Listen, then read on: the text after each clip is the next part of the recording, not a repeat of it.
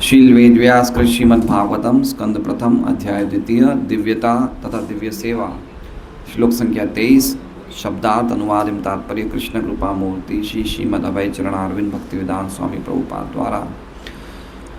सत्वं रजस्तमेति प्रकृतिर्गुणास्ते युक्ता परः पुरुष एकह्यास्य धत्ते स्थित्यादये हरिविरिञ्चि हरेति संज्ञा श्रेयांसि तत्र खलु सत्त्वतनूर्णीनां स्युः।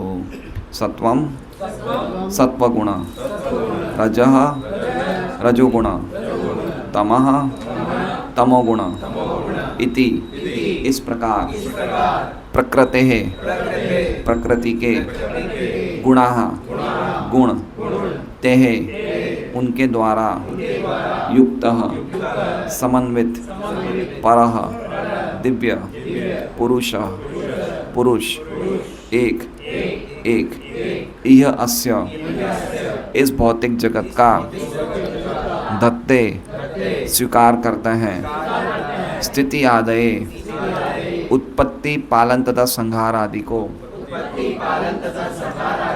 हरि भगवान श्री विष्णु विरिंचि ब्रह्मा हर शिव इति इस प्रकार संज्ञा विभिन्न स्वरूप श्रेयांसी चरम लाभ तत्र वहाँ खलु निसंदेह सत्व सात्विक तनोह रूप नृणाम मनुष्यों का स्यु प्राप्त किया।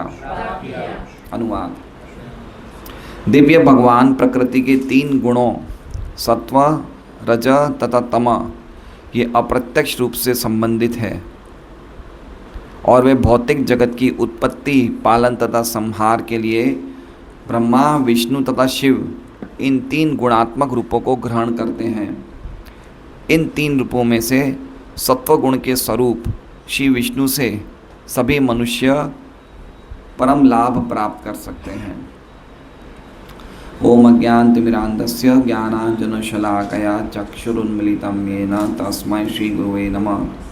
नाम श्रेष्ठं मनुमपि शचीपुत्रम् अत्र स्वरूपं रूपं तस्याग्रजं उरुपुरीं माथुरीं गोष्ठवाटीं राधाकुण्डं गिरिवरम् अवो राधिका माधवाशां प्राप्तो यस्य प्रथितकृपया श्रीगुरुं तं नतोऽस्मि। वन्देऽहं श्रीगुरोः श्रीयुतः पदकमलं श्रीगुरून् वैष्णवांश्च श्रीरूपं सहग्रजातं सहगणरघुनाथान्वितं तं सजीवं साद्वैतं सावधूतं परिजनसहितं कृष्णचैतन्यदेवं श्री राधा कृष्ण पादान सहगण ललिता शिव विशाखान्वितांश गुरु वैष्णव भगवान तीने स्मरणाय विघ्न विनाशनाय स्वयं निजवांचित पूर्ण। हरे कृष्णा कृष्णा कृष्णा हरे हरे हरे राम राम राम हरे हरे। सभी भक्तों का स्वागत है भागवतम क्लास में। और जो आज का श्लोक है वो श्लोक हम सबके लिए बहुत ही महत्वपूर्ण श्लोक है।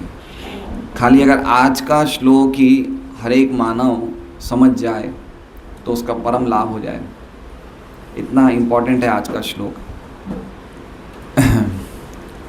तो ऐसी क्या विशेषता है आज के श्लोक में, वो हम प्रयास करेंगे श्रवण करने का और मनन करने का, सुनने का कि क्या विशेषता है आज के श्लोक में।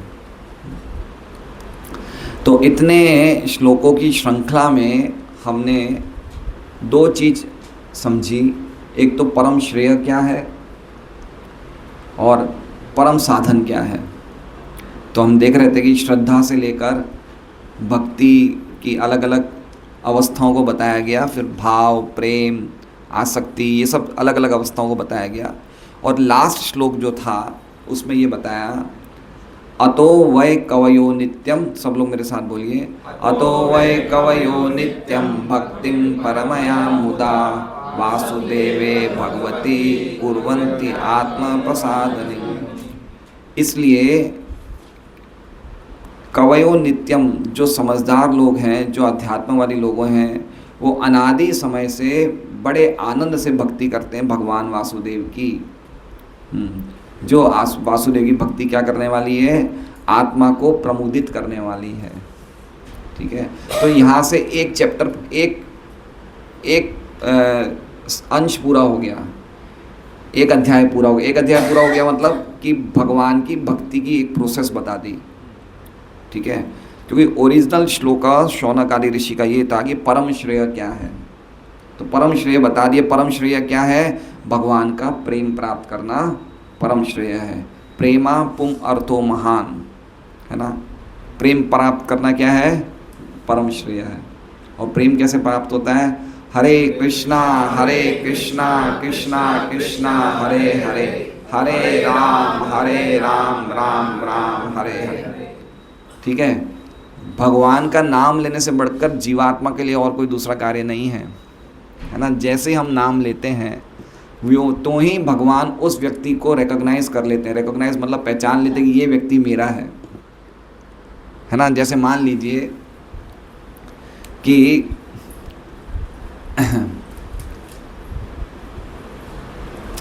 अगर अनंत जगन्नाथ प्रभु के घर में बेटे का जन्मदिन है, क्या है, बच्चे का जन्मदिन है, इनके जन्मदिन में 40 बच्चे आते हैं जिनको इन्होंने बुलाया।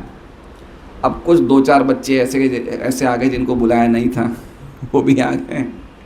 भाई पार्टी होते हैं, कुछ बच्चे होते हैं बोले आसपास के चलो। हम जब छोटे थे स्कूल में तो हम क्या करते थे, बड़े बदमाश हुआ करते थे, तो हम देखते थे आसपास कोई रिसेप्शन हो, चलो अपने नए कपड़े पहन के चलो खाने को मिल जाएगा। तो हमारे पास 1-2 हैं, जीवन भारती पहले थे, यही सब थे, यहाँ पे शादियाँ होती थी तो चले जाते थे। तो मान लो अनंत जगन्नाथ के 2-4 बच्चे आ गए बिना बताए आ गए, तो अनंत जगन्नाथ ने देख लिया भाई इनको मैंने बुलाया नहीं, बाहर के बच्चे हैं, लेकिन चूंकि अब मेरे बच्चे के जन्मदिन में आए हैं तो ये भी खाली नहीं जाएंगे, कुछ ना कुछ मैं इनको खिलाऊंगा। ये इसकी उदारता है और समझदारी है। वो ये नहीं बोलेगा कि भाई तुम 2 जने क्यों आए, क्योंकि अपने बच्चे का जन्मदिन बिगाड़ना नहीं चाहता है। ठीक है, अब हम तो सब बिगड़े हुए लोग हैं, समझे आप, भौतिक जगत में हम बिगड़े हुए ही हैं, लेकिन चूंकि हमने भगवान का नाम ले लिया ना, तो अब भगवान के दायरे में आ गए कि इस व्यक्ति को मुझे रक्षा देना है। और कैसे रक्षा देंगे, सुखों के द्वारा और दुखों के द्वारा, लेकिन मिल रही है रक्षा हमें। इसलिए जो भगवान की भक्ति कर रहे हैं उनके जीवन में सुख भी आएंगे, दुख भी आएंगे, लेकिन ये समझना चाहिए क्या मिल रहा है हमें, ये भगवान की कृपा मिल रही है। ये नहीं समझना चाहिए कि दुख है तो हमें कष्ट मिल रहा है, ऐसा नहीं समझना चाहिए। जो भगवान का नाम वास्तव में ले रहा है, समझ रहा है, वो समझ जाएगा। तो अब इसमें देखिए एक चीज़ ये पूरी हो गई, परम श्रेय क्या है, भगवान का प्रेम प्राप्त करना। परम साधन क्या है, साधना भक्ति, है ना। इसलिए इन्होंने कहा कि ज्ञान कर्म को आप साइड पे कर दो, है ना। उन्होंने क्या श्लोक बोला था, एक तस्मात् एकेन मनसा भगवान सात्वताम पति श्रोतव्य कीर्तितव्यश्च ध्येय पूज्यश्च नित्यदा। खाली एकमात्र प्रोसेस है भगवान का प्रेम प्राप्त करने का, वो क्या है, श्रवण करना, कीर्तन करना, स्मरण करना और उनका पूजन करना। तो 2 चीज़ हो गई। अब तीसरी चीज़ क्या है कि परम उपास्य कौन है। परम उपास्य, किसकी उपासना करने से परम श्रेय मिलता है। अभी तक इतने समय तक परम उपास्य के बारे में नहीं बताया। भक्ति बता दी, भक्ति की प्रोसेस बता दी, अब भक्ति से प्रेम प्राप्त होने वो सब बता दिया, लेकिन परम उपास्य से लिखा है ना पिछले श्लोक में, वासुदेव भगवती। तो वासुदेव की क्या महिमा है, अब इन श्लोकों में बताएंगे कि वासुदेव कौन है। क्योंकि जब तक परम उपास्य को हम नहीं समझेंगे तो परम श्रेय कैसे प्राप्त करेंगे, आप समझ रहे हैं। परम श्रेय प्राप्त ही नहीं कर सकते जब तक हम परम उपास्य को नहीं समझेंगे। इसलिए अब से जो श्लोक शुरू हो रहे हैं उसमें भगवान वासुदेव, भगवान कृष्ण, वासुदेव कृष्ण एक ही हैं, उनकी महिमा का वर्णन किया है, जिससे कि हम उनकी महिमा को समझें तो ही तो हम भक्ति में लगेंगे ढंग से, नहीं तो लग ही नहीं पाएंगे। तो इसलिए बता रहे हैं आज का श्लोक कि भगवान परम उपास्य कौन है। ये बहुत इंपॉर्टेंट श्लोक है, पर्टिकुलरली हम भारतवासियों के लिए ये आज का श्लोक अद्भुत हो श्लोक है। इस श्लोक को हम कोट करके हम बड़े से बड़ी शास्त्रार्थ की चर्चा भी हम लोग समझा सकते हैं लोगों को भी ये श्लोक क्या कहना चाहता है। तो आज के श्लोकों के शब्दों के अर्थ हम समझेंगे। सत्वम रजस तम इति, सत्वगुण, रजोगुण, तमोगुण, इति मतलब इस प्रकार। सत्व रजो तमो मतलब समझ रहे हैं, सत्व रजो तमो मतलब ये जो जगत है, ये जगत इन गुणों के द्वारा चलता है। जैसे मान लीजिए कि अभी बजे हैं 8:20, ठीक है। अब मान लीजिए किसी की 8:45 की ट्रेन है और उसको अभी यहाँ से निकलना है। कहाँ निकलना है? Railway station. अब 25 मिनट में पहुँचना मुश्किल है, सही बात है। तो वो जो 25 मिनट में पहुँचेगा तो उसके हृदय में एक हल्का सा एक कुछ टेंशन होगा। वो टेंशन बड़ा दुख पहुँचाता है, ट्रेन मिलेगी नहीं मिलेगी। तो ये टेंशन कौन से गुण का प्रकाट्य है? ये रजस गुण का प्रकाट्य है, समझ रहे हैं। तो जैसे हम कुछ भावनाएं व्यक्त करते हैं, हम कुछ ना कुछ गुणों के अंदर बंध जाते हैं। जैसे मान लीजिए अगर किसी ने आज सोना खरीदा और कल उस सोने के भाव 25% बढ़ गए तो उसको कितना खुश होगा? खुशी होगी ना। तो खुशी होते ही क्या हो गया? एक गुण प्रकट हो जाता है जो उस गुण से वो व्यक्ति बंध जाता है। समझ रहे हैं बात को? रजोगुण प्रकट हो जाता है, रजोगुण से बंध जाता है। जैसे मान लीजिए बच्चों की शादी होने वाली है तो वो एक अलग ही दुनिया में होते हैं, समझ रहे हैं। लड़के लड़की वो तो एक अलग ही उनकी एक दुनिया चलती है, लेकिन वो एक गुण से बंध जाते हैं। कौन से गुण से? रजोगुण से। अगर कोई व्यक्ति को रात को 9:30-10 बजे भयंकर नींद आती है तो एक अलग ही गुण से बंध जाता है। कौन से गुण से? तमोगुण से। ठीक है। अब मान लीजिए हमारा सर्वेंट है, उसने कोई गलती कर दी और उसको डांटना जरूरी है, डांटना जरूरी, तो हम बहुत गुस्सा करते हैं, तो हम किस गुण से बंध जाते हैं? तमोगुण से।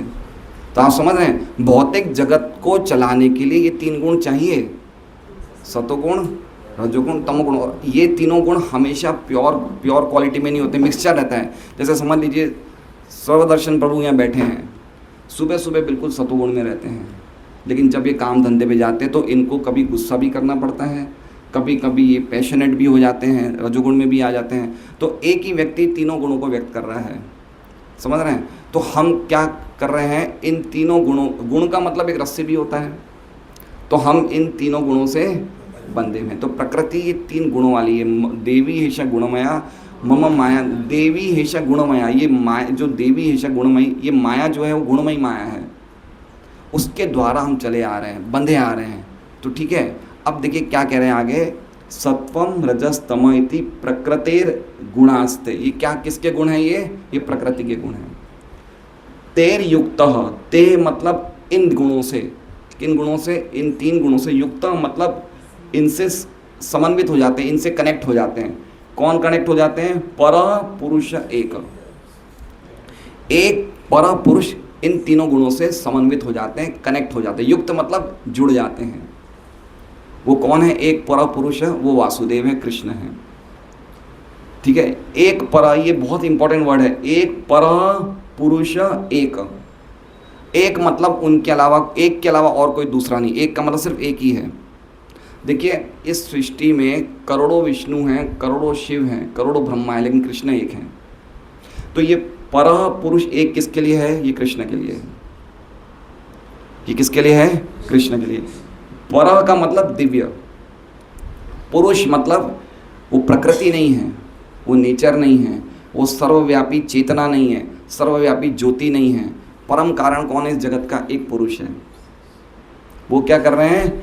यह अस्य धत्ते, यह मतलब इस, अस्य मतलब इस भौतिक जगत की, धत्ते मतलब स्वीकार करते हैं। क्या स्वीकार करते हैं? इन तीनों गुणों को स्वीकार करते हैं। किनको स्वीकार कर रहे हैं? कौन स्वीकार कर रहे हैं? कृष्ण।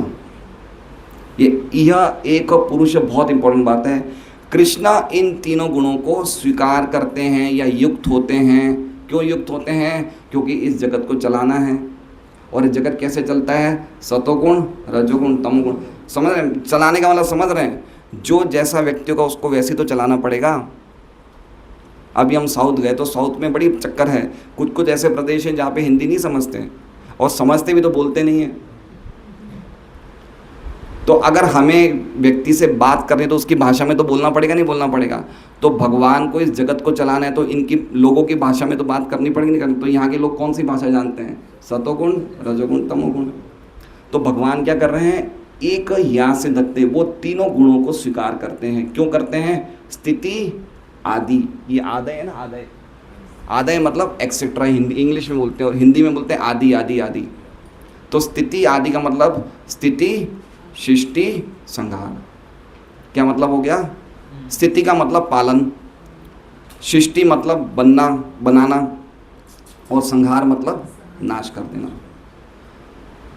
देखिए, इस भौतिक जगत में एक बात समझ लीजिए कि भौतिक जगत कभी भी रहने वाला नहीं है। ये बनता है, जन्म लेता है, पालित होता है और बिगड़ जाता है ना। लेकिन इसको कौन कर रहे हैं? एक व्यक्ति कर रहा है, कृष्ण कर रहे हैं। तो ये भौतिक जगत क्या है? ये नाश होने वाला है ये। तो इसको भौतिक जगत को प्रभुपाद ने इस श्लोक में, लेक्चर में कहा कि जैसे प्रयाग में माघ मेला लगता है या कुंभ मेला लगता है, तो कुंभ मेले में, माघ मेले में सरकार को पता है कि लाखों करोड़ों लोग आने वाले हैं, तो प्रयाग के अंदर ही एक और टाउन बनाया जाता है, एक और शहर छोटा सा बनाया जाता है जिसमें लाखों टेंट नए नए बनाए। अभी कुंभ हुआ था ना 2025 में, देखा होगा कितने टेंट बने थे, है ना। टेंट वेंट बहुत अच्छी व्यवस्था हुई, लेकिन वो व्यवस्था क्यों हुई? क्योंकि सरकार को पता है कि लाखों करोड़ लोग आएंगे, तो 1-1.5 महीने के लिए, 2 महीने के लिए रखना है। और जब वो कुंभ मेला पूरा हो जाता है, वो टेंट वेंट सब समिट जाते हैं, उनका खाली शुद्धि हो जाए, लाखों करोड़ों लोगों का उनको पुण्य प्राप्त होए, उनकी शुद्धिकरण हो जाए, इसके लिए वो टेंट बनाया गया है। लेकिन टेंट तो चला गया, लेकिन प्रयागराज तो नहीं गया ना, वो शहर तो है ना। तो उस हिसाब से ये भौतिक जगत समय समय पे बनाया जाता है, पालन होता है और संहार किया जाता है। क्यों? क्योंकि कुछ ऐसे लोग हैं, भगवान जानते हैं, जो भौतिक जगत को भोग करने की इच्छा से आते हैं, है ना। जिन्होंने हम भगवान से विद्रोह करके, भगवान से विमुख होके जो अपने आप को भोगी बनना चाहते हैं, उनके लिए भगवान समय समय पे ये भौतिक जगत रूपी मेला लगाते हैं। ये क्या है? ये एक मेला है, ये मेला है। हम टेंट में रहते हैं ना, तो कोई ज़्यादा पैसे वाले अच्छे टेंट में रहते हैं, कम पैसा देते हैं तो वो टेंट हल्का होता है। तो उसी प्रकार से ज़्यादा पुण्य वाले अच्छे शरीरों में रहते हैं, कम पुण्य वाले हल्के शरीरों में रहते हैं। लेकिन अल्टीमेटली टेंट तो एक दिन सिमटने वाला है ही है। इसलिए ये भौतिक जगत रूपी मेला है, ये सिमटने वाला है। तो भगवान यहाँ हम जैसे बद्ध जीवों को, बद्ध जीव मतलब समझ रहे हैं, बद्ध जीव मतलब प्रकृति के 3 गुणों द्वारा हम बद्ध हैं। और एक होते मुक्त जीव, वो प्रकृति के 3 गुणों के अंदर नहीं आते। तो जैसे हमने 2 उदाहरण दिए, प्रयागराज के अंदर एक और छोटा शहर बनाया गया, तो उसी प्रकार से भगवान का पूरा जो सृष्टि है, पूरा आध्यात्मिक जगत है। क्या है? 3/4% क्या है? आध्यात्मिक जगत। उसी के साइड पे एक भौतिक जगत जैसा बनाया जाता है कि यहाँ के कुछ लोग होते हैं जो मेरी बात को मानने को तैयार नहीं हैं, तो उनको मौका दिया जाए कि भाई शुद्ध हो जाओ, अच्छे कार्य करके शुद्ध हो जाओ। वो शुद्ध नहीं होते तो वापस इसको वाइंड अप कर देते हैं। वाइंड अप मतलब समझ रहे हैं? हम जैसे चरखी पतंग उड़ाते हैं तो डोर छोड़ते हैं तो चरखी से डोरी निकलती जाती है। जब पतंग कटकुटा जाती है, हमें समय हो गया तो हम क्या करते हैं? चरखी में वापस डोरा लपेट लेते। तो इसी तरह से भगवान इस जगत को वापस लपेट लेते। फिर भगवान की वापस कभी इच्छा होती है, वापस चरखी से डोरी पतंग उड़ाना शुरू कर देते। तो ऐसा समय समय पे चलता रहता है। लेकिन अल्टीमेटली क्या है? ये भौतिक जगत है, ये एक छोटा सा ये मेला टाइप है, ज़्यादा लंबा समय रहने वाला नहीं है। ज़्यादा लंबे समय में अपने घर वर बनाने में मत लगाइए।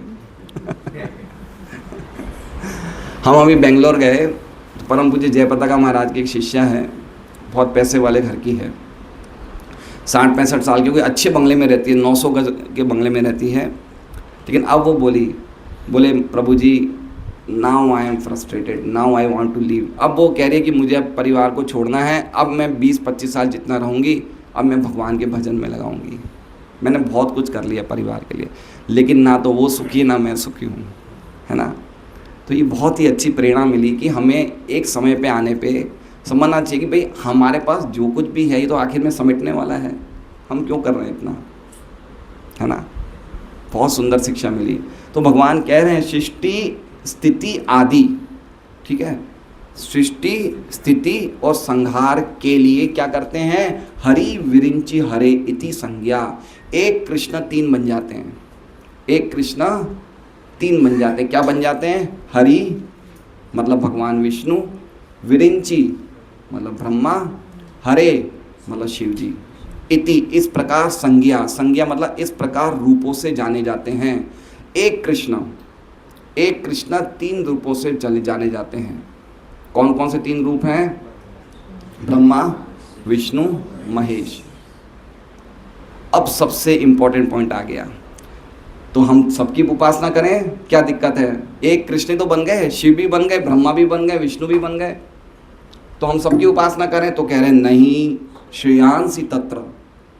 अगर आपको ठीक है करना है कर लो, कोई दिक्कत नहीं, आपको शिव जी की पूजा करना है करो, ब्रह्मा की पूजा करना है करो, लेकिन श्रेयांसी, श्रेयांसी मतलब अगर आपको चरम लाभ चाहिए, चरम लाभ मतलब परम लाभ, मतलब परम सिद्धि चाहिए। श्रेयांसी का मतलब हम पहले ही समझ चुके कि इससे बढ़कर कोई लाभ नहीं है। श्रेय का मतलब समझ रहे हैं, एक होता है प्रेय, एक होता है श्रेय।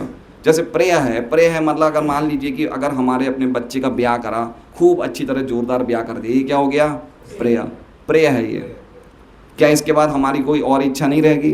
रहेगी। हमें घर भी बनाना है, बन गया घर, इसके बाद कोई इच्छा नहीं रहेगी, रहेगी, व्यापार भी करना है, तो ये होते हैं प्रेय। प्रेय मतलब कुछ कुछ समय पे हमें लाभ दिखते हैं, लेकिन एक होता है श्रेय। श्रेय मतलब इससे बढ़कर कोई लाभ नहीं है। तो अगर कोई व्यक्ति, श्रेय मतलब समझ रहे, श्रेय मतलब जन्म मृत्यु बुढ़ापे बीमारी कोई पार कर दे वो व्यक्ति, उसे कहते हैं श्रेय। मतलब ये भौतिक जगत के तीनों गुणों के बंधन से ऊपर चला जाए, उसे क्या कहते हैं? श्रेय। तो अगर कोई व्यक्ति वास्तव में श्रेयांसी, अगर परम लाभ जाता है, तत्र खलु, तत्र मतलब इन तीनों में, तत्र का अर्थ क्या हो गया? इन तीनों, कौन से तीनों में? ब्रह्मा विष्णु महेश। खलु निश्चित ही सत्वतनो, सत्वतनो मतलब विष्णु, सत्वतनो मतलब तनु मतलब शरीर, और सत्व मतलब जिनका शरीर सत्व से बना है, तो सत्व तनु कौन हो गए? विष्णु। अब ये सत्व भौतिक जगत वाला सत्व गुण नहीं है, वो हम बाद में टीका में चर्चा करेंगे। श्रेयांसी तत्र खलु सात्वत निर्णाम सत्वत सत्वतनो निर्णाम स्यु। निर्णाम मतलब मानवता, मनुष्यों के लिए, स्यु मतलब प्राप्त होता है। अगर कोई मनुष्य वास्तव में परम श्रेय को प्राप्त करना चाहता है तो उसको उपासना किसकी करनी चाहिए? विष्णु की। क्लियर हो गया, कंप्लीटली क्लियर हो गए। ये भारतवासियों के 90 से 95 से 99% लोगों के डाउट्स क्लियर हो गए इस श्लोक में। क्या है? एक कृष्ण 3 रूपों में आते हैं, हम तीनों रूपों की उपासना कर सकते हैं? नहीं, करना है करो, लेकिन परम श्रेय चाहते हो तो, अगर आप वास्तव में अल्टीमेट बेनिफिट चाहते हो तो सत्व तनु विष्णु की ही उपासना करो। क्यों करना है? क्यों शिव की नहीं कर सकते हैं? क्यों ब्रह्मा की नहीं कर सकते हैं? क्योंकि वो तीनों गुणों में से 2 गुणों को स्पर्श करते हैं, लेकिन विष्णु गुणों को स्पर्श नहीं करते। दैट इज द पॉइंट, समझ रहे हैं? जैसे स्थिति कौन करते हैं? सृष्टि कौन करते हैं और संहार कौन करते हैं? तो सृष्टि करते हैं ब्रह्मा, स्थिति पालन कौन करते हैं? विष्णु, संहार कौन करते हैं? महेश। लेकिन ये 3 रूपों में कर कौन रहे हैं? कृष्ण। हमने पहले ही समझ लिया, एक पर पुरुष। तो एक बात तो ये क्लियर कर लेनी चाहिए कि अल्टीमेटली विष्णु से, कृष्ण से ही विष्णु आते हैं। पहली बात तो जो हमारी जो गलत फहमियाँ हैं इस श्लोक के अनुसार क्या है, हम सोचते हैं विष्णु से कृष्ण आए, सही बात है, लेकिन इसमें क्या कह रहे हैं? पर पुरुष एक पुरुष परश 3 बन जाते हैं। कौन 3 बन जाते हैं? विष्णु ब्रह्मा शिव। तो शिव ब्रह्मा विष्णु, ठीक है। तो एक कौन हुए? कृष्ण कौन बन जाते हैं? विष्णु का रूप धारण कर लेते हैं, शिव का रूप धारण कर लेते हैं, ब्रह्मा का रूप धारण कर लेते हैं। लेकिन इन तीनों रूपों में भी विष्णु जो होते हैं वो तीनों गुणों को स्वीकार नहीं करते, वो उनके सामीप्य में रहते हैं, स्वीकार नहीं करते। बाकी 2 गुण है ना, रजोगुण और तमोगुण, उनको ब्रह्मा और शिव टच करते हैं। क्या करते हैं?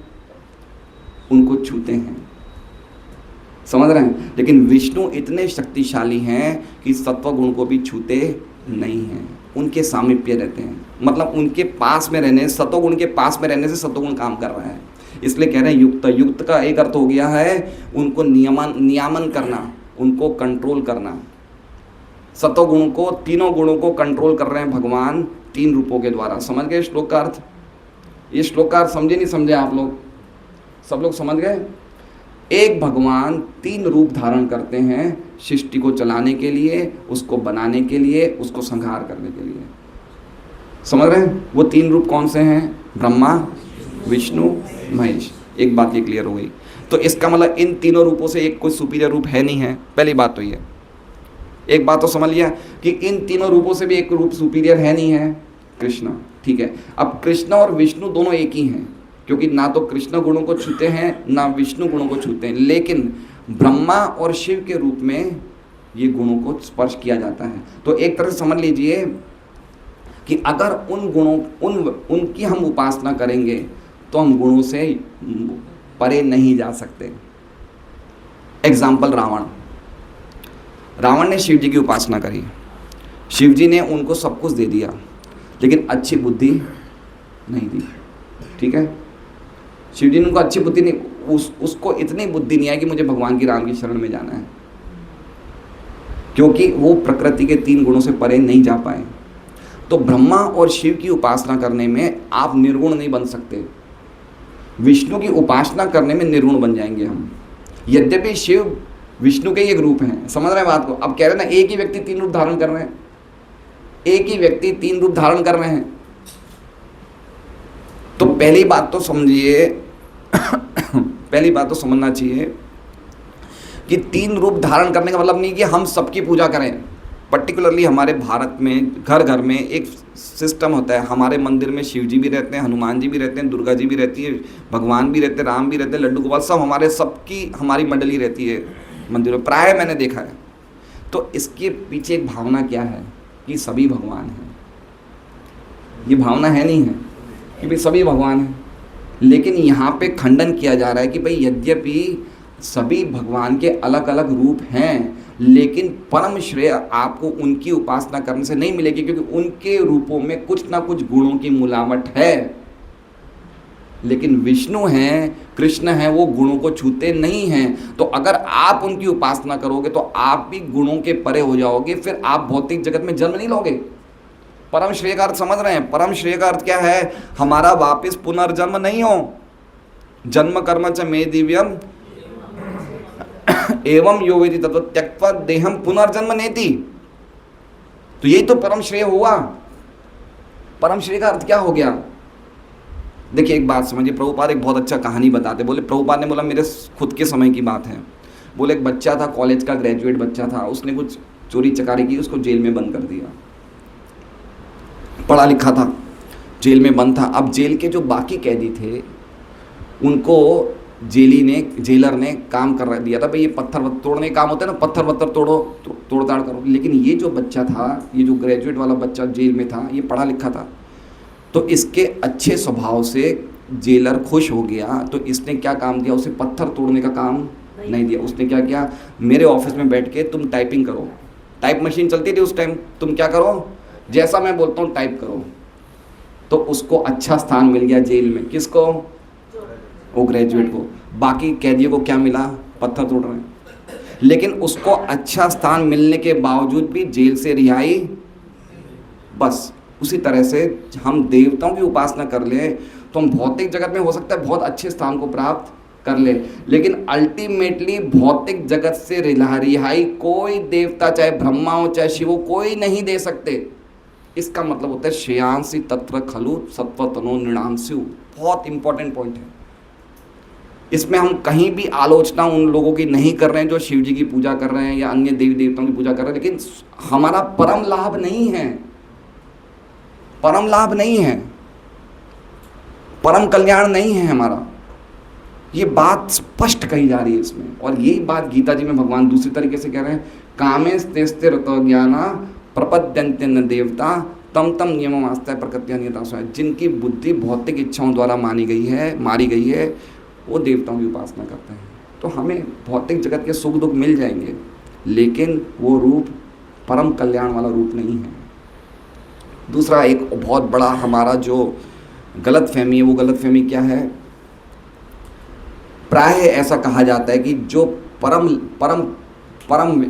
जो कारण है इस जगत को चलाने वाला, वो प्रकृति है। क्या है? नेचर। क्या है? प्रकृति या नेचर। वो नेचर सब कुछ चला रही है, प्रकृति चला रही है। लेकिन यहाँ पे क्या लिखा है? पुरः पुरुष एक, पुरुष चला रहा है, प्रकृति पुरुष चला रहा है।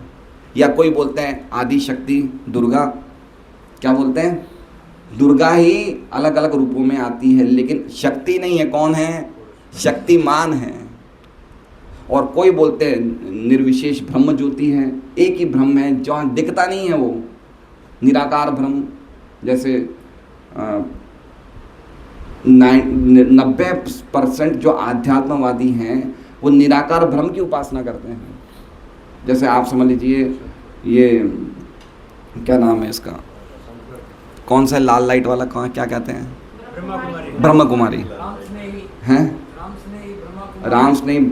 ये इनका मार्ग क्या है कि जो परम कारण है वो अद्वैय ज्ञान है, वो कुछ दिखता नहीं है, निराकार ब्रह्म है। लेकिन निराकार ब्रह्म भगवान का एक स्वरूप है। वो पुरुष को स्वीकार नहीं करते। किसको स्वीकार करते हैं? सर्वव्यापी जो भगवान के अंग से जो कांति निकलती है उसको ही परम स्वीकार करते हैं। लेकिन यहाँ पे क्या कह रहे हैं? पुरुष एक वो व्यक्ति है जो इस जगत के सर्व कारण के कारण, वो कौन है? एक पुरुष है, वो एक व्यक्ति है। वो कोई प्रकृति नहीं है, वो कोई निराकार ब्रह्म नहीं है। यद्यपि प्रकृति और ब्रह्म उनसे ही निकल रहे हैं, ब्रह्मणो ही प्रतिष्ठाएं।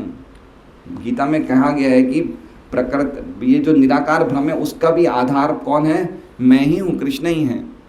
तो इस श्लोक से हमारे कितने डाउट्स क्लियर हो गए, कितने डाउट्स क्लियर हो गए। खाली परम उपास्य श्री कृष्ण ही आराध्य हैं, श्री लक्ष्मी नारायण ही आराध्य हैं, श्री सीताराम ही आराध्य हैं, श्री राधा कृष्ण ही आराध्य हैं, शिव ब्रह्मा सब वंदनीय हैं, लेकिन आराध्य भगवान ब्रजेश तनेश, ब्रजेश तनेश, आराध्य तो राधा कृष्ण हैं। शिव जी की उपासना करने में एक लाभ है, अगर हम वास्तव में निष्काम भाव से शिव जी की उपासना करेंगे, प्रार्थना करेंगे, तो शिव जी हमें शुद्ध भक्त से मिलवा देंगे। शिव जी क्या करेंगे? या तो हमें शुद्ध भक्त से मिलवा देंगे, या कैसे कैसे हमें भगवान की भक्ति दे देंगे, लेकिन स्वयं वो मुक्ति नहीं दे सकते। देखिए, एक बहुत बड़े अच्छे ब्राह्मण थे, वृंदावन की बात है, शिव जी की उपासना करते थे। शिव जी प्रकट हो गए, बोले क्या चाहिए? बोले मेरा परम लाभ किस में है? बोले जाओ आप सनातन गोस्वामी से मिल लो।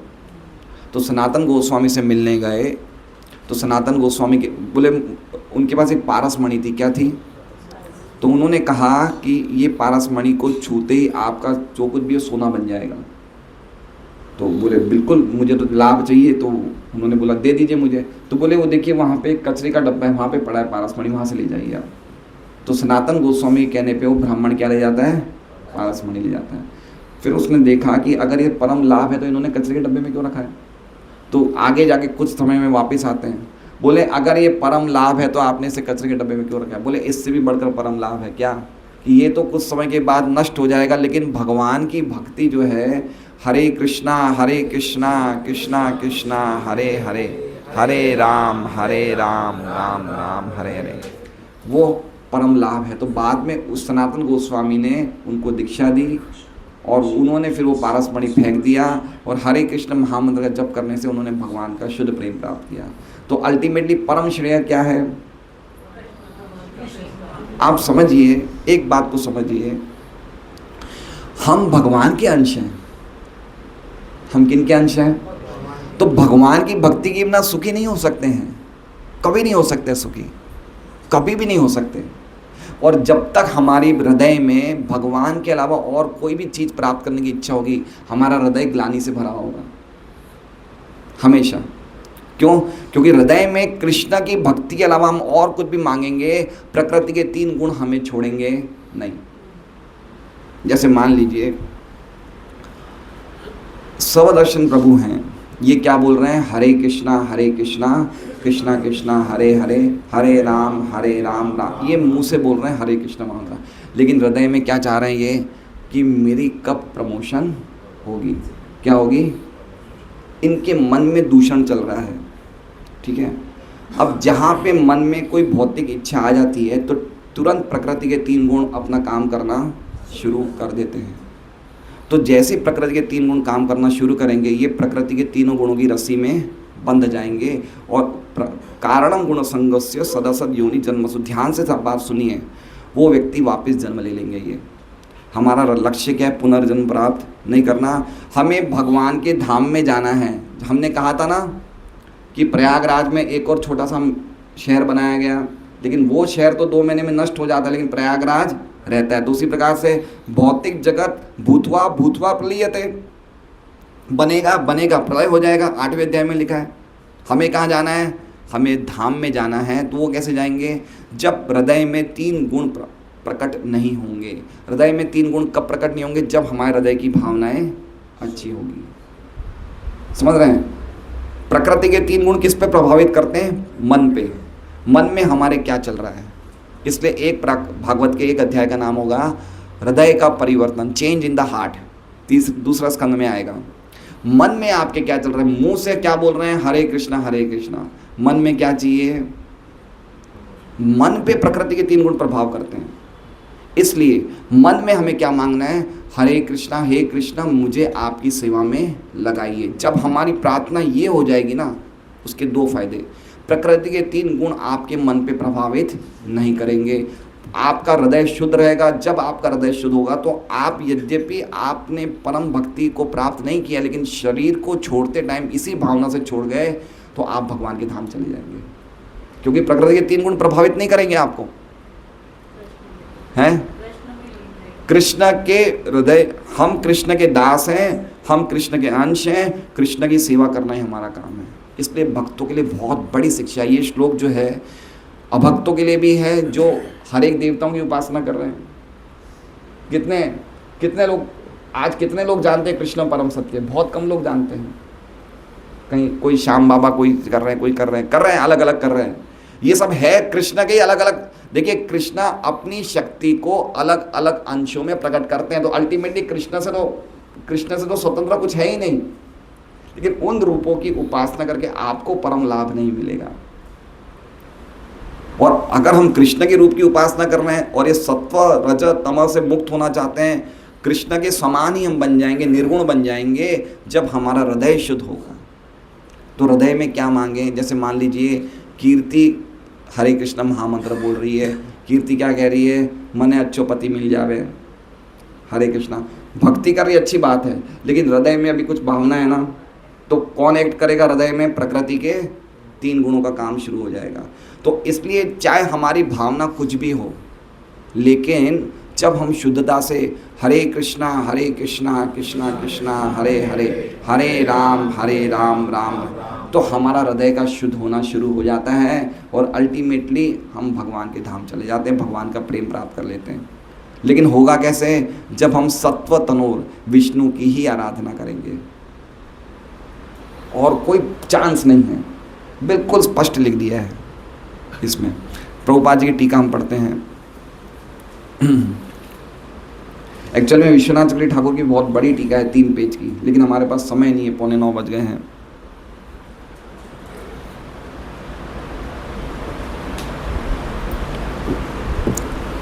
एक्चुअली में देखिए 99.9% लोगों की जो धारणा है ना, शुद्ध नहीं है। क्योंकि गीता भागवत पढ़ते नहीं हैं हम। कितने लोग पढ़ते हैं गीता भागवत? ना के बराबर लोग पढ़ते हैं। और पढ़ते भी है तो हम खाली श्लोक पढ़ लेते हैं, ऐसे टीकाओं के द्वारा नहीं पढ़ते हैं। तो हमें पता ही नहीं चलता कि सत्व तनु क्या है, परम श्रेय क्या है। ये शिव ब्रह्मा विष्णु, कोई लोग तो बोलते हैं तीनों अलग है। तीनों अलग नहीं भाई, एक ही व्यक्ति है। ये एक ही व्यक्ति है। ये अभी बताएंगे। शिव और विष्णु का अंतर क्या है? विष्णु दूध है, शिव दही है।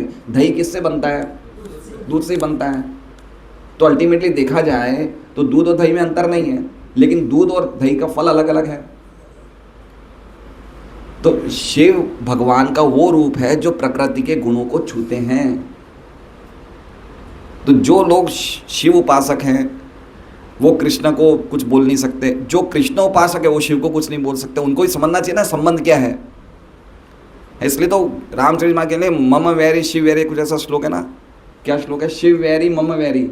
ऐसा ना कि जो शिव का द्वेष करता है वो मेरा द्वेष करता है। बिल्कुल सही बात है। ना कृष्ण के भक्त शिव जी को बैर कर सकते हैं, ना विष्णु के भक्त शिव को बैर कर सकते हैं। लेकिन ये भी समझना चाहिए दोनों में अंतर क्या है।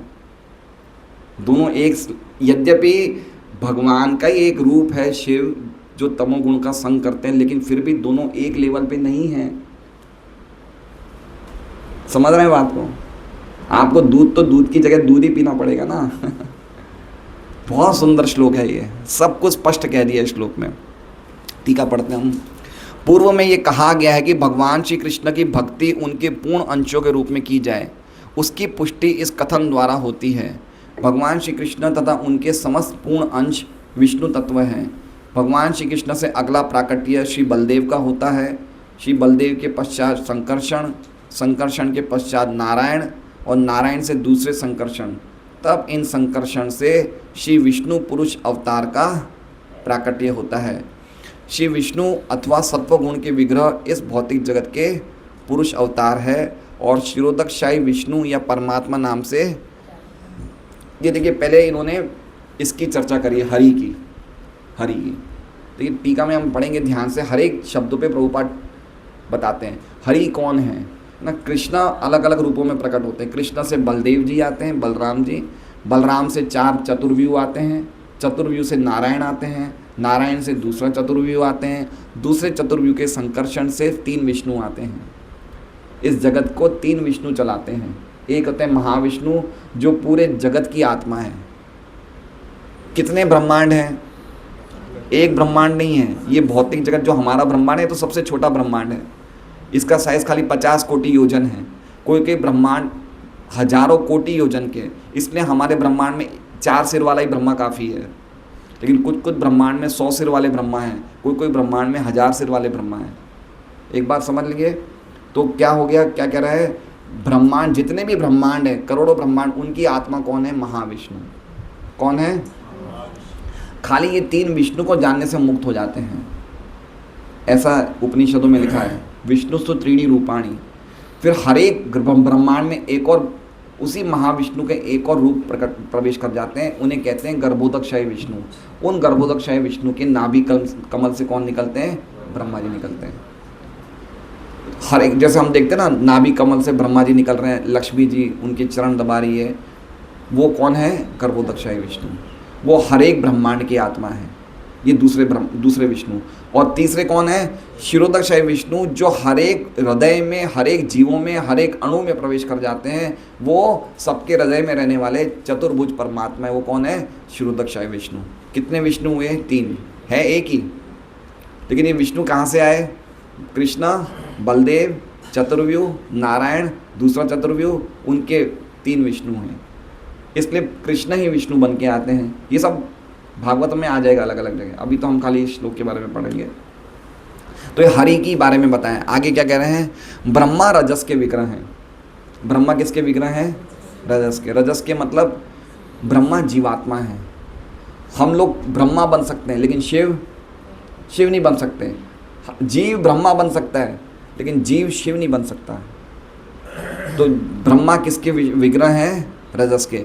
मतलब रजोगुण के अवतार हैं ब्रह्मा।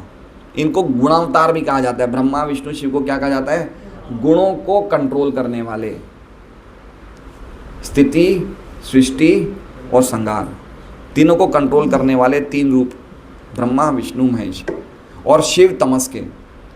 शिव तमोगुण को कंट्रोल भी करते हैं और उनको गाइड भी करते हैं। तमोगुणी भगवान का एक नाम, शिव जी का एक नाम क्या है? भूतनाथ। भूतों को कंट्रोल कर रहे हैं। भाई ये लोग कौन है? भौतिक जगत में सब भूत ही भूत भरे में, भूती तमोगुणी लोग हैं ना। तो शिव जी का काम आसान नहीं, बहुत भारी काम है शिव जी का। जो लोग उल्टी सीधी खोपड़ी हैं, सब शिव जी के पास ही जाते हैं। शिव जी इनकी खोपड़ी सही करते हैं, इसलिए उनको भूतनाथ कहा जाता है। एक नाम उनका क्या है? भूतनाथ। एक नाम आशुतोष है, बहुत जल्दी प्रसन्न हो जाते हैं। तो ऐसे लोगों को संभालना आसान नहीं है। एक दिन हम पागल खाने चले जाए, हम खुद पागल हो जाएंगे। शिव जी अनादिकाल से ऐसे लोगों को कंट्रोल कर रहे हैं, बताइए। इसलिए कहा गया है तमोगुण को कंट्रोल भी करते हैं और तमोगुणी लोगों को गाइडेंस भी देते हैं। ये किनका काम है? शिव जी का। ब्रह्मा जी रजोगुणी लोगों को कंट्रोल करते हैं और रजोगुणी लोगों को आगे चल के गाइडेंस भी देते हैं। और भगवान विष्णु जो सतोगुण में हैं, उनको कंट्रोल भी कर रहे हैं और उनका कैसे आगे बढ़ना है भगवान के राह पे, उसका गाइडेंस भी कर रहे हैं। ये तीनों इस भौतिक जगत के तीनों गुणों के विभाध्यक्ष हैं।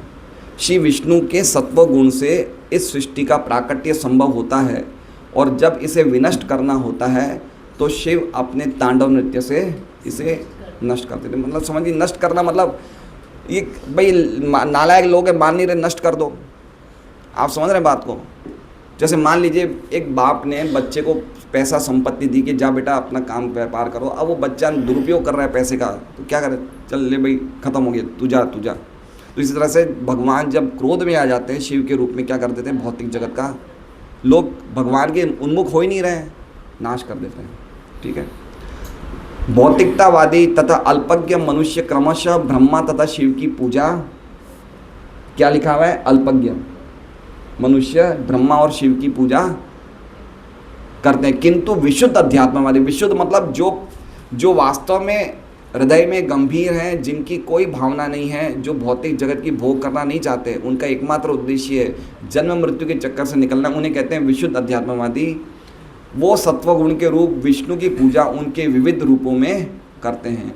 श्री विष्णु लाखों करोड़ों स्वांश तथा विभिन्न अंश रूपों में प्रकट होते हैं। स्वांश रूप ईश्वर कहलाते हैं और विभिन्न अंश रूप जीव कहलाते हैं। अब देखिए बहुत इंपॉर्टेंट बात है, भगवान दो रूपों में प्रकट हो रहे हैं, एक को क्या कहते हैं, स्वांश, और एक को कहते हैं विभिन्न अंश। स्वांश कौन हो गए, मत्स्य, कूर्म, नरसिंह, वामन, नारायण, ये कौन है, स्वांश। स्वांश मतलब शक्ति में ये सब भगवान ही हैं। एक हो गए विभिन्न अंश, विभिन्न अंश कौन हो गए, हम, कौन हो गए, हम। तो एक तरह से देखा जाए तो हम भी भगवान के रूप हैं, लेकिन कैसे रूप हैं, बड़े छोटे छोटे, हम में शक्ति नहीं है, हम कंट्रोल किए जाते हैं, कंट्रोलर नहीं है। स्वांश कंट्रोलर है और विभिन्नांश कंट्रोल में आते हैं। तो एक तरह से देखा जाए तो भगवान ही जगत को बना रहे हैं और भगवान ही सबका पालन कर रहे हैं, और भगवान स्वयं ही पालित हो रहे हैं, क्योंकि हम भी तो भगवान के छोटे छोटे जीव हैं, लेकिन हम स्वयं भगवान नहीं हैं। बात समझ रहे हैं, एक भगवान हर एक चीज में विस्तारित हो जाते हैं। इसलिए उपनिषद का मंत्र है एको बहुश्याम, एक व्यक्ति अनेक में विस्तारित हो जाता है। लेकिन इसका मतलब ये नहीं कि भगवान का रूप बिगड़ गया है। जो ब्रह्मवादी लोग होते हैं, निराकारवादी, वो क्या कहते हैं कि भगवान का रूप नहीं हो तो सब जगह है भगवान, सबकी सेवा करो, ये गरीब भी भगवान ही है, इसको कपड़े पहनाओ। नहीं, वो सिद्धांत इसमें काम नहीं आएगा। यद्यपि वो गरीब भगवान का अंश, लेकिन वो स्वयं भगवान नहीं है। दरिद्र नारायण, माधव सेवा, मानव सेवा, नर सेवा, नारायण सेवा, ये सब इसी सिद्धांत से निकले हैं। हमें समझना पड़ेगा शास्त्र क्या कह रहे हैं। यद्यपि सभी चीज भगवान का विस्तार है, लेकिन सब भगवान नहीं है। हम भगवान है क्या? एक पेड़ में 50,000 पत्तियां हैं, तो पेड़ पत्ती के रूप में है, लेकिन पत्ती स्वयं पेड़ नहीं है, हैं? पेड़ है, सर पत्ती को पेड़ नहीं बोल सकते आप। तो हम स्वयं भगवान नहीं है, यद्यपि भगवान अनेक रूपों में प्रकट हो रहे हैं। इसलिए व्यक्ति को मनुष्य की पूजा करके ये नहीं बोलना चाहिए हम भगवान की पूजा कर रहे हैं। समझ रहे हैं? इसलिए ये बात बहुत इंपॉर्टेंट, कौन सी, श्रेयांसी तत्र खलु, ये समझ लीजिए ना। लोग करते हैं, लोग मनुष्यों की भी पूजा करते हैं, लोग देवताओं की भी पूजा करते हैं, लेकिन आपको परम लाभ नहीं मिलेगा। कोई गरीब व्यक्ति को नारायण समझना, उसको कुछ रोटी खिलाना ठीक है, लेकिन वो व्यक्ति नारायण तो नहीं है ना। वो दरिद्र कैसे हो गए? नारायण दरिद्र है क्या? हजारों लाखों लक्ष्मियों के स्वामी हैं, दरिद्र हो गए क्या? तो दरिद्र नारायण गलत कंसेप्ट क्यों, गलत शब्द है ना ये शास्त्र सम्मत शब्द नहीं है दरिद्र नारायण। नारायण का अंश है वो दरिद्र है। तो बकरी भी तो नारायण का, तो बकरी नारायण बोलते हैं क्या? बकरी नारायण या धनी नारायण, धनी नारायण क्यों नहीं बोलते? वो भी तो धनी व्यक्ति भी तो नारायण का अंश है, बकरी भी नारायण का अंश है, तो दरिद्र को ही क्यों नारायण बोला जाता है? जैसे हम बोलते हैं दिव्यांग, ट्रेनों के डब्बों में लिखा रहता है दिव्यांग, है ना। और एक और शब्द है दिव्यांग के सलाह, एक और सरकार ने शब्द दे लगा है, नहीं दिव्यांग के अलावा एक और है, बताने के लिए कि भाई ये व्यक्ति भगवान का ही एक अंग है। लेकिन भगवान का अंग दिव्यांग, भगवान को ऐसा बोला जाता है क्या? एक व्यक्ति को जिसके हाथ पैर नहीं है उसको दिव्यांग बोलना, तो ये तो सही बात नहीं है ना। तो समझ रहे, इस तरह से अल्टीमेटली ये पूरे जगत में निर्विशेष निराकार ब्रह्म की छाया फैली हुई है। इसलिए जब तक प्रॉपर वे में गीता भागवत का प्रचार नहीं होगा हम समझ ही नहीं सकते। समझ रहे हैं? बहुत इंपॉर्टेंट पॉइंट है। एक एक चीज़ का हमारे पास प्रश्नों का उत्तर है कि कैसे हम अगर ढंग से प्रचार नहीं करेंगे तो भगवान की शुद्ध भक्ति का प्रचार होगा ही नहीं, लोगों का परम कल्याण होगा, लोग जन्म मृत्यु के चक्कर से नहीं निकल पाएंगे। निराकार ब्रह्म की उपासना करने से आप ब्रह्म जन्म मृत्यु के चक्कर से कैसे निकलोगे? जीव तथा ईश्वर दोनों के ही अपने मूल आध्यात्मिक रूप होते हैं। जीव कभी कभी भौतिक शक्ति के वशीभूत होते रहते हैं, किंतु शिव विष्णु रूप सदैव इस शक्ति को अपने वश में रखते हैं। जब भगवान विष्णु इस भौतिक जगत में प्रकट होते हैं तो वे माया के वशीभूत बद्ध जीवों का उद्धार करने हेतु आते हैं। ऐसे जीव इस भौतिक जगत में स्वामी प्रभु बनने की आंतरिक इच्छा लेकर आते हैं और इस प्रकार के प्रकृति के 3 गुणों में उलझ जाते हैं। समझ गए बात का? इस प्रकार जब तक आपकी इच्छा शुद्ध नहीं होगी तब तक प्रकृति के 3 गुणों से छुटकारा नहीं मिलेगा, और जब तक प्रकृति के 3 गुणों से छुटकारा नहीं मिलेगा तब तक आपको बार बार जन्म, बुढ़ापा, बीमारी आती रहेगी। और ये छुटकारा एक झटके में मिल सकता है। कितने झटके में? अगर हम हृदय में खाली प्रार्थना करें, हरे कृष्णा कृष्णा कृष्णा हरे हरे, हरे राम राम, ये निकली मुंह से प्रार्थना। जब हृदय से प्रार्थना निकली कि हे कृष्ण, मैं करोड़ों जन्मों से भूल गया हूँ आपका, मैं ही एकमात्र आपका, आप ही मेरे एकमात्र स्वामी हैं, जब ये भावना शुद्ध हो जाएगी ना, प्रकृति के 3 गुण उस व्यक्ति पे एक्ट नहीं करेंगे। ये बात बता रहे हैं।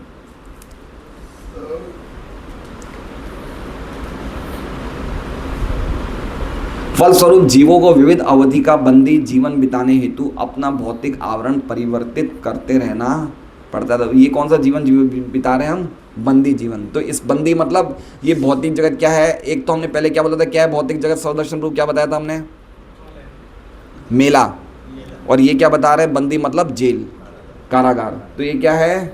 ये मेला है और एक कारागार है। अब इस मेले में, कारागार में कोई व्यक्ति अपना जेल में ही अच्छा रूम बना रहा है, अच्छा फ्लैट बना रहा है, ठीक है, या मेले में हम अच्छा टेंट मिल जाए, लेकिन अच्छे टेंट लेने के लिए 2 महीना बीत गया तो, है ना, अच्छा घर बनाने में पूरा जीवन निकल जाता है, अच्छी शादी करने में समय निकल जाता है।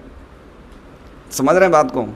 तो हमने क्या समझ रखा है कि भौतिक जगत ही सब कुछ है, लेकिन गीता के 8.20 में लिखा है कि इस जगत का तो नष्ट होता रहता है, लेकिन एक और आध्यात्मिक जगत है जिसका नाश नहीं होता, वो धाम मेरा है।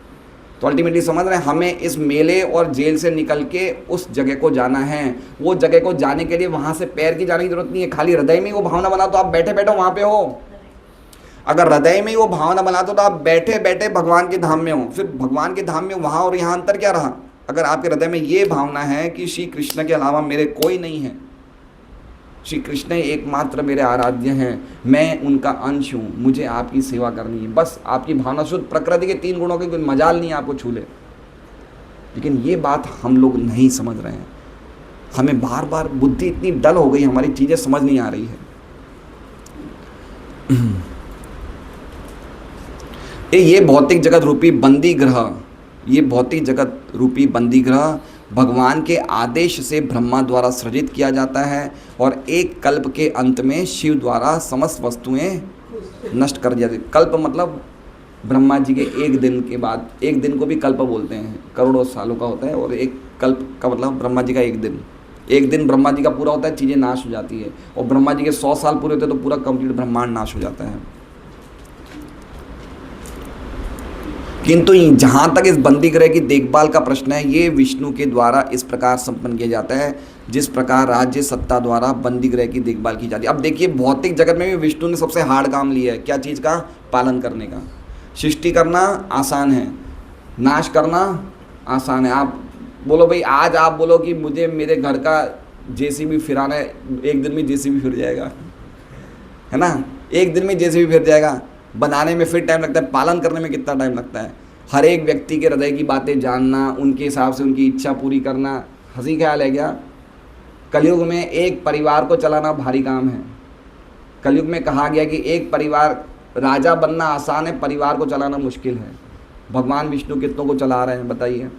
तो पालन करना कितना भारी काम है, वो भी किसने लिया हुआ है? भगवान विष्णु ने लिया हुआ है। और वो भी डायरेक्ट टच नहीं करते हैं, खाली अपने सामीप्य से, छूते नहीं है सतोगुण को। भगवान शुद्ध, ये जो सत्व तनु लिखा है मतलब शुद्ध सत्व। भौतिक जगत का सतोगुण फिर भी रजोगुण तमोगुण से प्रदूषित रहता है, लेकिन ये जो सतोगुण है ये शुद्ध सत्व। भगवान का जो शरीर है सच्चिदानंद, भगवान का शरीर कभी भी सतो तनो मतलब भगवान का शरीर कभी पुराना नहीं होता। ये जो राधा कृष्ण है ये सृष्टि के पहले भी थे। अहम एवासम एवाग्रे, ये श्लोक बहुत सुंदर है, चतुश्लोकी भागवतम। सृष्टि के पहले कौन थे? ये राधा श्याम सुंदर। सृष्टि बन गई तब कौन है? तभी भी यही है। सृष्टि का विनाश होने पे सब कुछ इनके अंदर चला जाता है। तो ये है सत्व तनु। सत्व तनु, इनका शरीर जो है करोड़ों साल पहले भी वैसे ही था, अभी भी वैसे है, और करोड़ों साल बाद भी ऐसा रहेगा। इसे कहते हैं सत्व तनु। इसमें कोई प्रकृति के 3 गुण छूट नहीं सकते। और वैसे उनके भक्तों की भी वही स्थिति हो जाती है। उनके भक्त पूजा करेंगे तो वो भी सत्व तनु, उनका भी शरीर। इसलिए देखिए महान भक्तों को जलाया नहीं जाता है, शरीर को समाधि रखी जाती है। आप देख लीजिए बड़े बड़े वृंदावन में मंदिरों में बड़े बड़े महान संतों की समाधि है, क्योंकि उनका शरीर क्या हो गया? सत्व तनु हो गया। उनका शरीर जो हो गया वो बिल्कुल आध्यात्मिक हो गया। और उस समाधि में जो भक्ति करेगा वो भी व्यक्ति, उसको उस व्यक्ति की कृपा मिलती है। इसलिए हमारे भक्त लोग समाधि के पास जाके महामंत्र का जप करते हैं। करते नहीं करते? प्रभुपाद की समाधि में, सनातन गोस्वामी की समाधि में, उस समाधि से बहुत शक्ति मिलती है।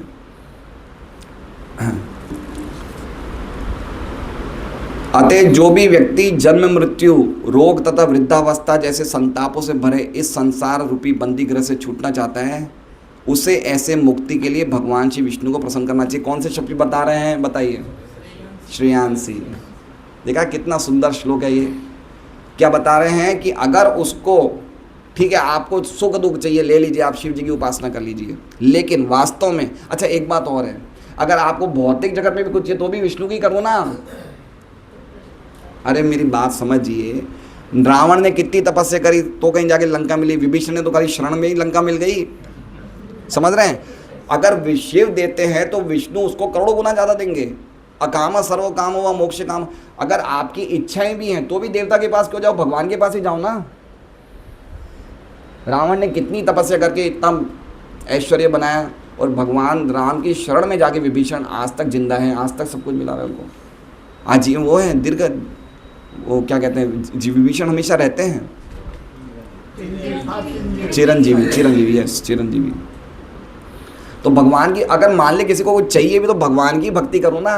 कहने का मतलब अलग क्यों जाओ, ये पॉइंट है। श्रेयांसी वो तो मिलने ही वाला है। अच्छा मान लीजिए जैसे मैंने कीर्ति का उदाहरण दिया कि इसको पति चाहिए, इसने कृष्ण की भक्ति करी, इसको पति मिल गया, पति के साथ साथ क्या मिला, इसे बुद्धि भी मिलेगी, धीरे धीरे समझ जाएगी मुझे भगवान के धाम जाना है, तो खुद तो जाएगी, पति को लेकर और जाएगी। सही समझ रहे हैं बात को? तो अगर किसी की भौतिक इच्छाएं भी हैं तो भी किसकी पूजा करनी चाहिए? श्रेयांसी तत्र खलु सत्वतनु। ये इतना अद्भुत श्लोक है, खाली एक श्लोक काफ़ी है। ये इतना अद्भुत श्लोक है, स्पष्ट लिखा हुआ है। सुखदेव गोस्वामी बोल रहे हैं, कोई सामान्य व्यक्ति थोड़ी बोल रहा है ये। नहीं सॉरी, सूत गोस्वामी बोल रहे हैं। सुखदेव गोस्वामी दूसरे स्कंद से बोलना शुरू करेंगे। सामान्य व्यक्ति थोड़ी बोल रहे हैं, ये सभी शास्त्रों का निचोड़ है। ये 4 वेद, उपनिषद, ओंकार, गायत्री, सबका ये टीका भागवत है। सबका टीका भागवत है। अगर आप भागवत पढ़ रहे हो तो आप 4 वेदों को पढ़ रहे हो, उपनिषद को पढ़ रहे हो, ब्रह्म गायत्री मंत्र पढ़ रहे हो, ओंकार की उपासना करो, सब कुछ भागवत पढ़ने से हो जाता है। भगवान श्री विष्णु की पूजा भक्तिमय सेवा द्वारा ही संभव है। किंतु यदि कोई इस भाव रूपी बंदी ग्रह को के जीवन को चालू रखना चाहता है तो ब्रह्मा, शिव, इंद्र, वरुण जैसे विभिन्न देवताओं से क्षणिक सुख के लिए तत्संबंधी सुविधाओं की याचना कर सकता है, किंतु कोई भी देवता बंदी जीव को इस जगत के बद्ध जीवन से मुक्त नहीं कर सकता। स्पष्ट लिख दिया है। मात्र भगवान विष्णु ही ऐसा कर सकते हैं। अतः परम लाभ भगवान श्री विष्णु से ही प्राप्त किया जा सकता है। परम श्रेयांसी। श्रीमद् भागवतम की जय, शील प्रभुपाद की जय। तो अद्भुत श्लोक है। अब आप ये श्लोक को हो सके तो अगर कोई व्यक्ति 1-2 बार भी पढ़ ले और मनन कर ले तो वो अपनी साधना में बिल्कुल पक्का हो जाएगा कि मुझे कृष्ण की भक्ति ही करनी है। मेरे पास अब जितना जीवन बचा है। और एक बात और समझिए, श्री कृष्ण की भक्ति करने से सभी देवी देवता बहुत प्रसन्न होते हैं। ऐसा नहीं कि वो देवताओं में भाई मेरे पास क्यों नहीं आया, ये चीज़ें हमारे में होती है, देवताओं में नहीं होती, क्योंकि देवता भी तो भगवान के भक्त हैं। कोई अगर भगवान के धाम जा रहा है तो देवता बड़े प्रसन्न होते हैं, देवताओं को भी आशीर्वाद मिलता है। इसलिए पॉइंट ये है कि ये श्लोक पढ़ के हमारा क्लियर कंसेप्ट होना चाहिए कि परम उपास्य कौन है? कृष्ण। परम श्रेय क्या है? भगवान की शुद्ध भक्ति प्रेम प्राप्त करना। और परम साधना कौन है? क्या है? हरे कृष्णा कृष्णा कृष्णा हरे हरे, हरे राम राम राम। भगवान के नाम, गुण, रूप, लीला, कथा को सुनना, बोलना, स्मरण करना, ये परम साधना है। हरे कृष्णा। ये श्लोक बहुत ही इंपॉर्टेंट है। काफ़ी लोगों को प्रश्न हो सकते हैं, लेकिन मैं सभी प्रश्नों का उत्तर देने का प्रयास करूंगा। अगर आपके कोई प्रश्न हैं तो पूछ सकते हैं, लेकिन ये श्लोक बहुत ही इम्पोर्टेंट श्लोक है। संहार के बाद क्या होगा? संहार के बाद कुछ समय के बाद, कुछ समय तक सृष्टि भगवान के पेट में रहती है, महाविष्णु के पेट में, और फिर जब वापस करोड़ों सालों के बाद वापस एक और सृष्टि होती है। जीव भी साथ में पेट में। जीव भी पग पेट में रहते हैं। जैसे मान लीजिए कि अब आपकी इच्छा है कि मुझे सीए बनना है, ठीक है, कि मेरे तुषार की इच्छा है मुझे सीए बनना है। अब ये सीए बनने के पहले इसकी डेथ हो गई, संहार हो गया, तो ये कहाँ रहेगा? ये अरबों सालों तक भगवान महाविष्णु के पेट में, इसकी मुक्ति नहीं हो गई, ये जीव के रूप में अरबों साल तक रहेगा। वापस जब नई सृष्टि होगी तो भगवान समझ जाएंगे कि इसका काम बाकी रह गया है, इसका सीए बनना बाकी है, लेकिन इसके पास पुण्य नहीं है, तो एक कुत्ते के समाज का सीए बन जाएगा। इसके पाप बहुत हैं, इसलिए फिर ये सब हिसाब देखा जाता है, उसके पुण्य क्या है और उसकी इच्छा क्या है। दो चीज़ें देखी जाती है, कर्म और इच्छा। इच्छा आपका प्रेसिडेंट बनने की है, लेकिन आपके कर्म पुण्यशाली हो तो आप प्रेसिडेंट बन पाओगे, लेकिन आपके कर्म ही खराब हैं तो आप फिर पशु समाज के भी प्रेसिडेंट बन सकते हो। समझ, पशु समाज में होता है ना, एक सोसाइटी में 25 कुत्ते होते हैं, उसमें एक लीडर आप बन जाओगे। ये कुत्तों का इसलिए ये भी देखा जाता है। इसलिए अल्टीमेटली यही तो श्रेयांसी है। हम क्या श्रेयांसी समझ रहे हैं भाई, इस जगत में हम सुखी हो जाए, इस जगत में हम लीडर बन जाए, प्रेसिडेंट बन जाए, लेकिन भाई ये श्रेयांसी नहीं है, ये श्रेयांसी नहीं है। आप वापस जन्म लोगे, अब क्या पता करोड़ों जन्मों से हम लेते आ रहे हैं, कौन सा जन्म मिल जाए, डाउटफुल मामला है नहीं है भाई। आप 8:45 कोई प्लेटफॉर्म पे पहुंचोगे और 8:45 की ट्रेन है, तो मन में डाउट रहेगा नहीं रहेगा जब तक एक नंबर पे चढ़ोगे नहीं, ट्रेन गई या नहीं गई। तो ऐसा काम क्यों करो, 5 मिनट पहले ही पहुंच जाओ।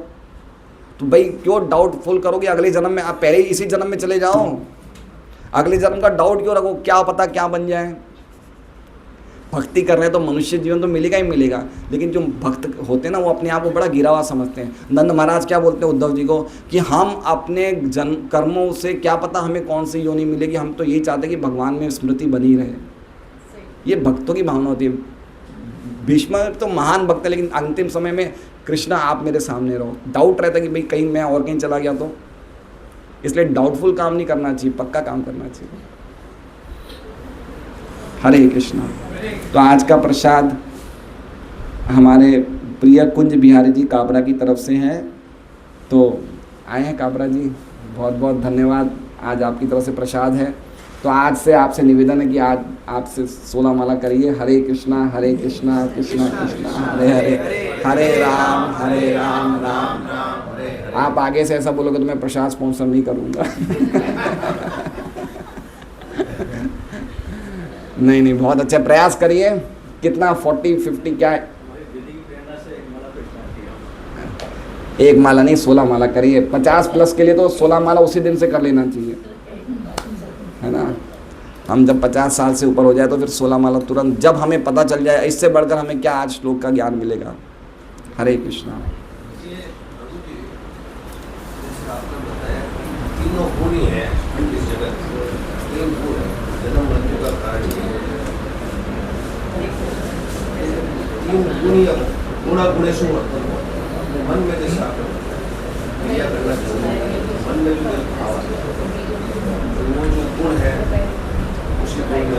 हाँ, मन के साथ साथ क्रियाएं भी होती है। जैसे मान लीजिए कि अगर मैं सुबह 9 बजे उठता हूँ तो तमोगुण एक्ट करेगा, तो हमारा रहन सहन, खान पान, कपड़ों का पहनना, ये सब प्रकृति के 3 गुणों में होते हैं। यहाँ तक कि पेड़ों में भी सतोगुण के पेड़ होते हैं, तमोगुण के पेड़ होते हैं, रजोगुण के पेड़ होते हैं, पशुओं में भी ऐसे होते हैं। तो ये तीनों गुणों का जो कैटेगरी है ना, सभी जीवों पे लागू है, सभी जीवों पे लागू। तो मन में तो शुद्धिकरण होना ही होना है, लेकिन साथ साथ में हमारा खान पान शुद्ध सतोगुणी होना चाहिए। ज़्यादा तेल मिर्च मसाला, फिर हम रजोगुण के डोरी में बंध रहे हैं। तो ये मन से के साथ साथ क्रियाओं से भी संबंधित है 3 गुण, वो ध्यान रखना।